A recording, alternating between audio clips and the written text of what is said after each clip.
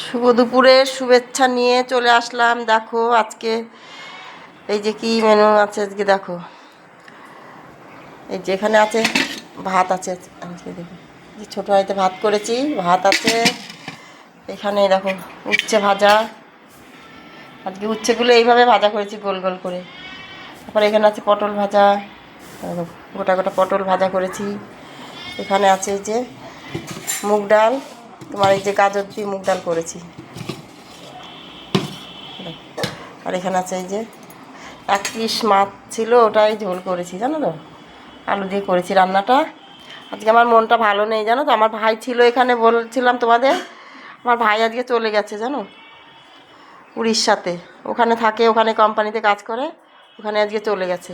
তার জন্য মনটা খুব খারাপ জানো। তার জন্য এইসবই রান্না করলাম। ঠিক আছে, তোমরা দেখো, ভালো লাগলে কমেন্ট করো। ঠিক আছে, টাটা।